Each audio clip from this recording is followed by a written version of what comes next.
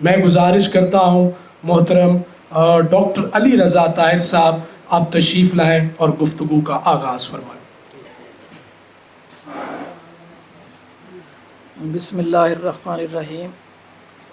جناب ناظم Iqbal academy doctor Abdul Rauf Rafiqi صاحب، میرے محترم استاد ڈاکٹر ابصار احمد صاحب، ڈاکٹر ساجد علی صاحب، ڈاکٹر حفیظ صاحب، ڈاکٹر رفیق اجمی صاحب، ڈاکٹر تنولی صاحب اور دیگر مہمانان گرامی، میرے لیے یہ بڑی سعادت کی بات ہے کہ مجھے اور آن لائن جو ہے ہمارے میزبان اور بڑا درینہ تعلق ہے انجینئر مسعود اصغر کمالی صاحب، میں ممنون ہوں کہ مجھے آج کی تقریب میں کچھ کلمات کے اظہار کے لیے یہ سعادت بخشی گئی ہے، اور مختلف انداز سے ہم اپنی شخصیات کو خراج عقیدت پیش کرتے ہیں۔ یہاں پر مختلف انداز سے بات ہوگی۔ میرے ذہن میں جو چند باتیں ہیں، میری یادیں ہیں پروفیسر عبدالحمید کمالی صاحب سے، تو میں وہ شیئر کروں گا آپ کے ساتھ۔ سر بات یہ ہوتی ہے کہ زندگی میں مختلف طرح کے لوگوں سے واسطہ پڑتا ہے۔ جب آپ سیکھنے میں چلتے ہیں، دو طرح کے لوگ ہوتے ہیں، ایک کا کام یہ ہے کہ آپ نے قدم آگے بڑھایا نہیں اور انہوں نے کھینچ لینا ہے پیچھے، اور بہت کم لوگ ایسے ہوتے ہیں جب آپ چلیں تو آپ کا ہاتھ پکڑ کے آپ کو ساتھ چلا لیں۔ میں نے جب 86 میں ایم اے میرا مکمل ہو گیا پنجاب یونیورسٹی سے، اور شعبہ فلسفہ کی معروف شخصیت، فلسفے کی دنیا کے پروفیسر ڈاکٹر عبدالخالق صاحب، ان کے ساتھ ہی میں نے تھیسس بھی کیا، تو میں نے پی ایچ ڈی کے لیے پیش رفت شروع کی۔ ڈاکٹر صاحب نے دو شخصیات ہیں، ان کا نام میں نے نہیں لینا، وہ دنیا میں نہیں ہیں، وہ جا چکے ہیں، ان کے پاس باری باری مجھے بھیجا کہ آپ ان کے پاس جائیں، وہ آپ کو اس سلسلے میں گائیڈ کریں گے، اور ساتھ یہ بھی کہا کہ ہو سکتا ہے بالکل آپ کی توقعات کی اپوزٹ ہی کام ہو۔ تو بہرحال میں چلا گیا۔ ٹاپک کے سلسلے میں پروفیسر ڈاکٹر نعیم احمد صاحب سے بات ہوئی، انہوں نے مشورے کے بعد، بحث کے بعد کہا کہ جو علامہ اقبال کی میٹا فزکس آف پرشیا ہے، اس پہ ابھی کام نہیں ہوا، تو آپ اس پہ کام شروع کریں۔ تو یہ ٹاپک لے لیا گیا۔ میں اس شخصیت کے پاس گیا، اتنا مجھے انہوں نے ڈس ہارٹ کیا کہ میں نے سوچا کہ مجھے آگے کوئی کام کرنا ہی نہیں ہے۔ واپس آیا، ڈاکٹر صاحب سے ذکر کیا، انہوں نے کوئی بات نہیں، اب آپ اقبال اکیڈمی میں چلے جائیں، وہاں پہ مرحوم ہوتے تھے ڈاکٹر وحید عشرت، اللہ ان کے درجے بلند کرے، آپ ان سے مل لیں۔ میں ان کے پاس گیا، بمشکل 10 یا 15 منٹ میں ان کے پاس رہا، اور جو میں نے ٹاپک دیا، جو ان سے ممکن تھا، انہوں نے ساری مجھے رہنمائی دے دی۔ تو میں نے کہا ڈاکٹر صاحب، میں اس سے پہلے بڑے لوگوں سے ملا ہوں، کسی سے مجھے اس طرح رہنمائی نہیں ملی، بلکہ یوں ہوتا ہے کہ جو چیز پاس ہے وہ لے کے قبر میں چلے جائیں، بتانی نہیں ہے کوئی بھی۔ تو آپ نے یہ کیسے سیکھ لیا، کیسے بتایا؟ ان کا جملہ مجھے آج بھی یاد ہے، انہوں نے کہا کہ مجھے میری محرومیوں نے یہ سبق دیا ہے کہ جو میرے پاس آئے میں اسے محروم نہ رکھوں، اور یہیں پر انہوں نے مجھے کہا کہ آپ ایسا کریں، کراچی میں ایک شخصیت ہے پروفیسر عبدالحمید کمالی صاحب، آپ ان سے بھی رابطہ کریں۔ یوں میرا رابطہ پروفیسر عبدالحمید کمالی صاحب سے ہوا۔ میں نے تقریباً 100 کے قریب شخصیات کا انتخاب کیا، اور ہر ایک کے خط میں ایک جوابی خط رکھا، اور ایک میں نے سوال تیار کیے، کویسچن بنائے کہ اس موضوع پہ مجھے آپ رہنمائی دیں۔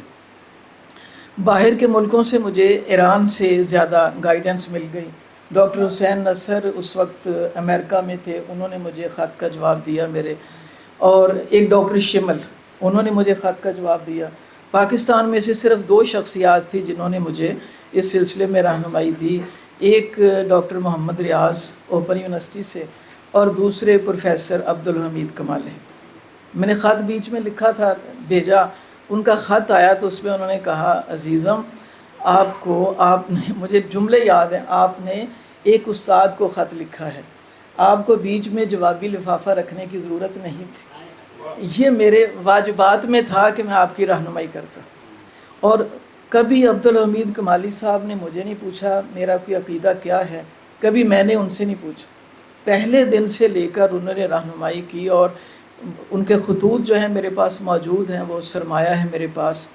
اور کوئی ایک ہوتا ہے زندگی میں آپ کیریکولم ایکٹیویٹیز میں کسی کو گائیڈ کرتے رہیں، ایک یہ ہے کہ کیریکولم نہیں ہے، ایکسٹرا کیریکولم. مثلا میں نے 94 میں پہلے ایسی پرائیویٹ جہاں سروس ملی جو ملا کر لیا، گزارا چلتا رہا. 94 میں مجھے ایز اے لیکچرر سروس ملی گوجر خان میں.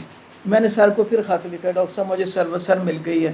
جواب آیا، انہوں نے کہا عزیزم جب نوجوان پروفیسر بچوں میں جاتے ہیں تو ایک خاص قسم کا ان میں علمی تفخر ہوتا ہے، وہ بچوں کو پاس نہیں آنے دیتے. تو اگر آگے بڑھنا ہے تو یہ کام کبھی بھی نہیں کرنا، بچوں سے گھل مل کے رہنا ہے، ان کو ساتھ اٹیچ جذب کرنا ہے، ان کو اپنے سے دور نہیں کرنا. تو اسی طریقے ساری زندگی جہاں بھی میرا ہوا، میں نے تھیسس لکھا، ایک ایک قدم پہ رہنمائی لیتا رہا. جب مکمل ہو گیا تو میں نے کمالی صاحب کو بھیجا، میں نے کہا سر دیکھ لیجئے، کوئی 700 صفحے کے قریب تھیسس تھا، ایک ایک لفظ پڑھ کے انڈر لائن کر کے جہاں پہ جو ضرورت تھی اپنی رائے دے کے بھیج دی.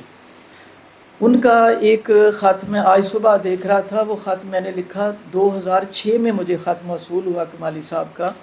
ان میں ڈاکٹر ساجد علی صاحب کا بائی پاس ہوا تھا، تو میں نے خط میں بتایا کہ ان کا بائی پاس ہوا ہے. تو خط انہوں نے مجھے لکھا اور اس میں انہوں نے فرمایا کہ چونکہ وہ علیل ہیں تو میں انہیں نہ تو فون کرنا چاہتا ہوں اور نہ ہی میں انہیں خط لکھوں گا، میں میری طرف سے ان کی عیادت کیجیے. اور ساتھ انہوں نے ڈاکٹر حفیظ صاحب کے بارے میں بھی اپنا اظہار فرمایا، اور ساتھ انہوں نے کہا بڑے خوبصورت سے انداز میں، مجھے لگتا ہے کہ حفیظ صاحب جو ہیں وہ ڈاکٹر ساجد علی صاحب کے راستے پر فلسفے میں چل رہے ہیں. یہ ان کے کمنٹ سے اس طریقے سے. اچھا، اس کے بعد انہوں نے آخر میں پھر شکریہ ادا کیا ڈاکٹر ابصار صاحب کا، وہ غالباً ان کے یہاں ٹھہرے تھے، ڈاکٹر اسرار صاحب کا، ڈاکٹر ابصار صاحب کا. اس طرح وہ خط مکمل ہوا.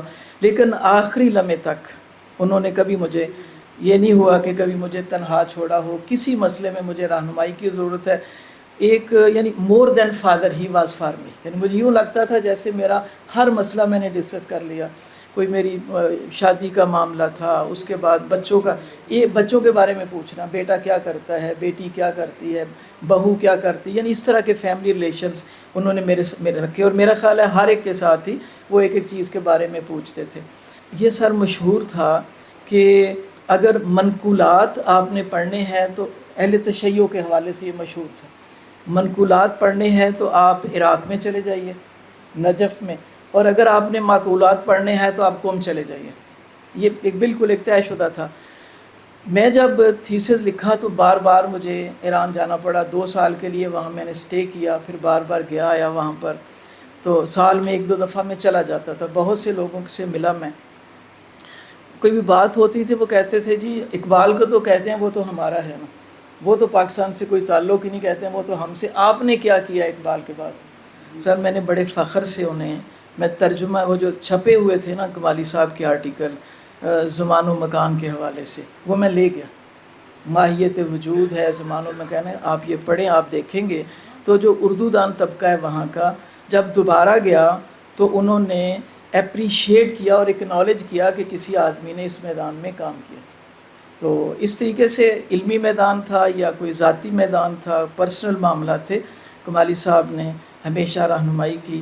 اللہ تعالیٰ ان کے درجات بلند کرے اور ان کو اعلیٰ علیین میں جگہ عطا فرمائے. سر بہت شکریہ. خدا حافظ.